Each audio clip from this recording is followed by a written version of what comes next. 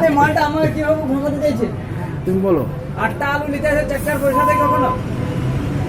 8টা আলুরই পয়সা নেই। আর সব লোক পয়সা নিয়েই আসে, পকেটে পয়সা দিয়ে আসবেন, কেউ বিনা পয়সায় আলু নিয়ে যেতে আসেন।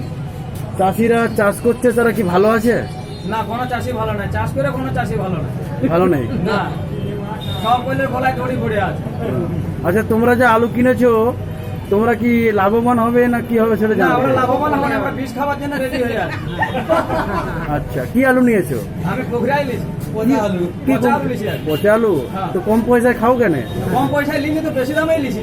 বেশি কম নিয়েছো? পয়সা তো তোমরা তো বেশি পয়সা। তোমরা বলছো কেন? আচ্ছা, তাহলে মানে 1 পয়সায় না 1 পয়সা এরকম হচ্ছে না কিরকম? না, যে পয়সা নিচ্ছে সে পয়সা তো আসছেই নি কোনো।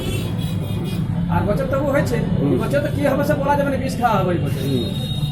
মানে গয়নাপাতি যা আছে বন্ধক দিয়ে আসা হয়েছে, এবার সেগুলো হয়তো ছাড়ানো হতেও পারে, নাইও হতে পারে, আর চলেও যেতে পারে। আর হয়তো ও মরতে পারে, না হলে যে চাষ করছে সেও মরতে পারে। আচ্ছা, তোমার সঙ্গে কথা হলো, হ্যাঁ। এবারে বাবুর সঙ্গে কথা বলো।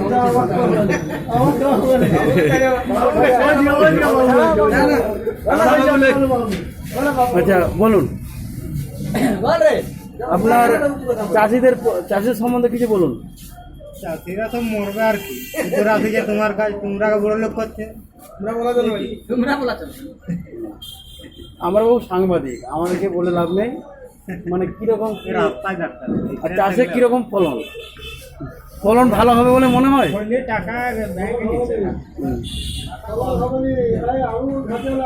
আলুই ফলন হবে।